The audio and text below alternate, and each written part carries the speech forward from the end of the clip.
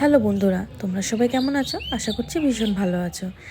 প্রত্যেক বছরের মতো এইবারও বাড়িতে সরস্বতী পুজো করেছিলাম আমরা। সকাল সকাল তড়িঘড়ি উঠে বসে পড়েছিলাম সব যোগাড়যন্ত্র করতে। আর ওই 12টা 12:30 নাগাদ আমাদের সমস্ত যোগাড়যন্ত্র কমপ্লিট হয়ে গেছিলো।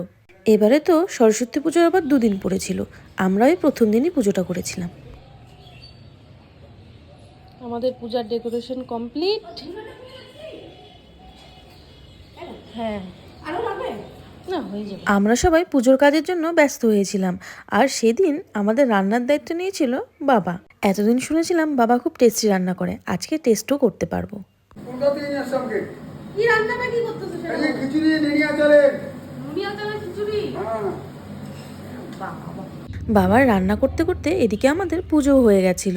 তারপর আমরা বসে পড়েছিলাম কি খেতে। গো, কেমন লাগলো? হেভি হেভি কে রান্না করছে বলো? বাবা। সত্যি রান্নাটা এক কথায় অসাধারণ হয়েছিল। সরস্বতী পুজো, তারপর আবার খিচুড়ি। এরপর খাওয়া দাওয়া করে রেডি হয়ে বেরিয়ে পড়লাম ঘুরতে। প্রথমেই চলে গেলাম আমার কলেজে, মানে পিডি উইমেন্স কলেজ। তারপর প্রেস ক্লাব, এফডিআই স্কুল, জেলা স্কুল, অনেক স্কুলেই গেছিলাম ঘুরতে। পুরো জলপাইগুড়িটা একদম আলোকসজ্জায় ভরে গিয়েছিল। যাই হোক, এবারে সরস্বতী পুজোটা বেশ ভালোই কাটলো আমাদের। তোমাদের কেমন কাটলো অবশ্যই জানিও কিন্তু।